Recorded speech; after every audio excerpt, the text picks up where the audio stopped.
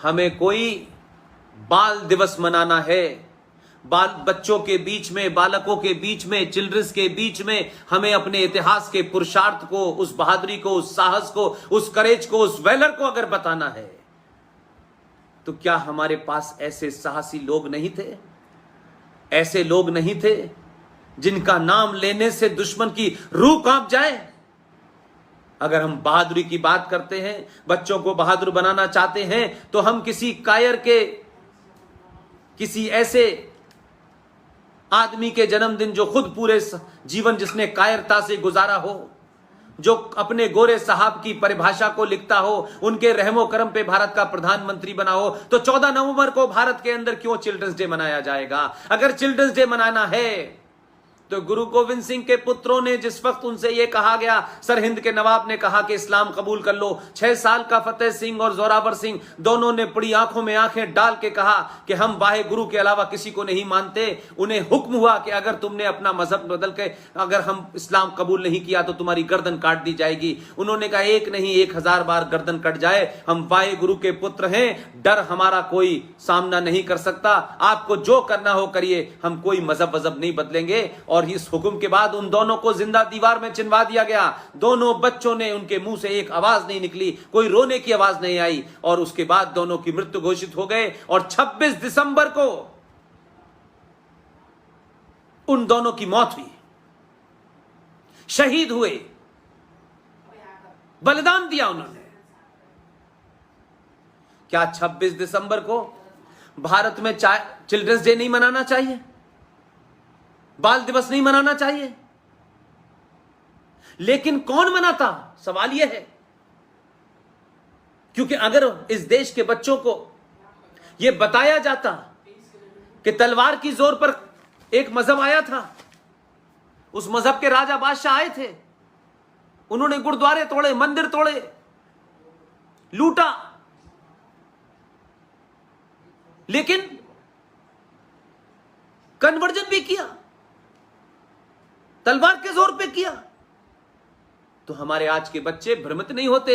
ये लव जिहाद नहीं होता, ये लैंड जिहाद नहीं होता, क्योंकि ये कहानी नहीं सुनाई, क्योंकि ये कहानी हमारे सिलेबस का हिस्सा नहीं है। सिलेबस का हिस्सा है चाचा नेहरू। किसके चाचा थे, किसने उन्हें चाचा बनाया? हमारे सिलेबस का हिस्सा है बिना खड़ग बिना ताल दे दी तुम्हें आजादी, साबरमती के लाल ने। ये जलियांवाला बाग, ये ऊधम सिंह, ये भगत सिंह, ये 21 लाख लोगों की कुर्बानी, ये 26,000 इंडियन नेशनल आर्मी के, सुभाष चंद्र बोस की आर्मी की, आजाद हिंद आर्मी के लोग और फौजियों के 26,000 लोग मारे गए। ये मेरठ से लेके मुजफ्फरनगर, अलीगढ़ होते हुए पूरी बेल्ट में लोगों की लाशों को पेड़ों पे लटका दिया गया। ये सब बिना खड़ग बिना ताल, ये झूठे और मक्कारों ने इस देश में शौरवीर पैदा ना हो, इस देश के बच्चों को अपना साहस, अपना इतिहास ना पता चले, अपने पूर्वजों का बलिदान ना पता चले, तो कहा गया कि हमने चरखे को काटा तो चरखे से अंग्रेज डर गए और भाग गए और आजादी मिल गई। आजादी मिली नहीं, अंग्रेजों ने जाने के बाद अपने दलालों को सत्ता पे बिठाया, और उन दलालों ने बहादुरों को समाप्त करने के लिए क्या किया कि सुभाष चंद्र बोस को तो उन्होंने पहले ही समाप्त कर दिया। सन 1958 तक सुभाष चंद्र बोस का जो बचा हुआ परिवार था, उसकी सर्वेलेंस होती थी, उसकी जासूसी होती थी, और उन्हीं के वंशजों ने 1984 कराया। और अभी आत्मा नहीं भरी उनकी, उनको लगा नहीं, अभी सिखों में बड़ी ताकत है।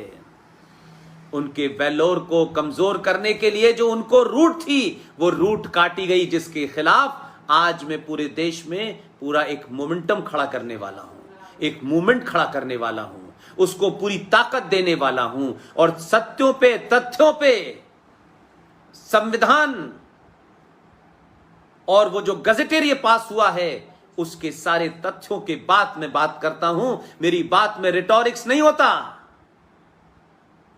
1993 में कांग्रेस पार्टी के प्रधानमंत्री के ऊपर एक दबाव डाला गया।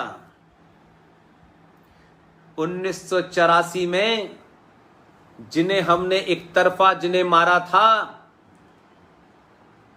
जिन्हें हमने समाप्त करने की कोशिश की थी, वो समाप्त नहीं हुए। इनकी जो रूट है, जो ताकत है, उससे इन्हें काटो। तो 84 के बाद सलमान खुर्शीद ने जो लिखा वो सबको पता है। आज तक दुनिया के बड़े बड़े कमीशन बनते हैं, इस कमीशन के षड्यंत्र का आज तक पता नहीं चला।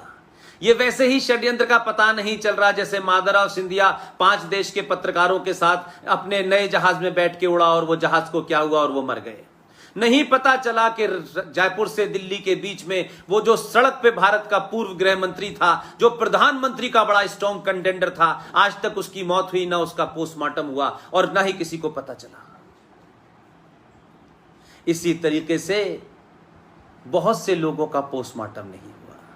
वो गद्दार छुप गए, फिर निकले, फिर बाहर आए और 93 में उनकी सत्ता आई तो आपने 93 में एक खेल खेला जिनका इस्तेमाल 1984 में ये जाफराबाद और ये सीलमपुर से निकलने वाले जिहादी मुसलमानों का इस्तेमाल आपने नकाब लगा के करवाया था 1984 में। आपको उनको कुछ पुरस्कार देना था।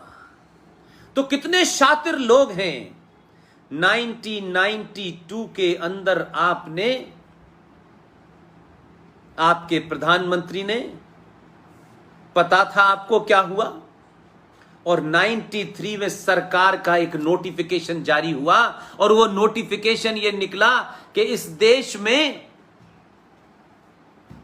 5 मजहब के मानने वाले लोग माइनॉरिटी में हैं। बिना किसी को शोर किए हुए आपने, बिना परिभाषित किए हुए, बिना इसका बेसिस तय किए हुए कौन माइनॉरिटी में है कौन नहीं है, आपने कहा मुसलमान, ईसाई, सिख, पारसी और बौद्ध।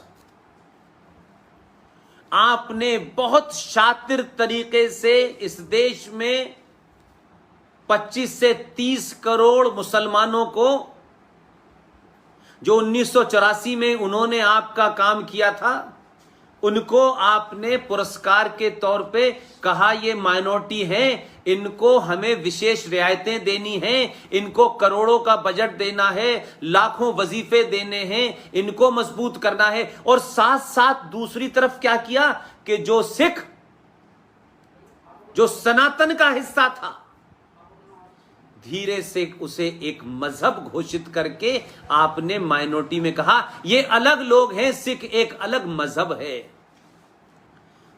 जो एक पंथ था, जो सनातन का पंथ था, जैसे जैन है, आपने धीरे से सिखों को हिंदुओं से अलग करा। और आज तक हम मिसाल देते हैं कि सिख का मतलब होता है साहस। आज तक पूरी दुनिया में कोई भिखारी सिख नहीं मिला। किसी भिखारी को हमने नहीं देखा कि वो सिख हो। एक ऐसी कौम को इमदाद पे पालने के लिए मजबूर करके उनके साहत, उनको पुरुषार्थ, उनके मान सम्मान को तोड़ने की कोशिश की गई कि इन्हें बताया जाए कि तुम कमजोर हो और तुम हमारे पैसे से पलोगे। तो मुसलमानों को पुरस्कार दिया 1984 का और सिखों को और अलग कर दिया और कमजोर कर दिया। और आज भी सिखों को दुनिया के किसी माइनॉरिटी कमीशन के माध्यम से मिलने वाली चंद इमदाद की जरूरत नहीं है। ये वो कौम है, जब बर्बाद हो गई थी, दिल्ली आई थी, इन्होंने दोबारा से दिल्ली को खड़ा कर दिया और आज भी पूरी दुनिया में भीख नहीं मांगते हैं। आज भी लंगर इनका लगता है, उसमें गैर सिख हजारों लाखों खाना खाने जाते हैं। उन्होंने भीख मांग के, चंदा बना करके कुछ बड़े बड़े मकान नहीं बनाए। आज भी मानवता की सेवा करने में उनका नाम सबसे आगे है। ये ठीक है कि कुछ भटक गए हैं, कुछ को भटकाया गया है, उनकी ब्रेन वॉशिंग हुई है। इसलिए एक नहीं, पूरा देश, सरकारों की बात छोड़ दीजिए, सरकारों को छोड़ दीजिए, सरकार का अपना एजेंडा होता है, लेकिन हम सरकारों को भी कोई ऐसा फैसला नहीं लेने देंगे जो सिखों के खिलाफ, सनातन के खिलाफ, इस राष्ट्र के खिलाफ हो। और इन सरकारों को एहसास है, क्योंकि आपने पहली बार किसी सरकार को यह भरोसे के साथ बिठाया है कि ये 90 करोड़ हिंदू और सिखों का वोट है, ये किसी मक्कारों, जिहादियों और आतंकवादियों के वोट से आप नहीं जीते हैं। मैं इस बात को कहूंगा, चाहे किसी को पॉलिटिकली करेक्ट लगे या ना लगे, क्योंकि मैं पॉलिटिकली करेक्ट नहीं होना चाहता।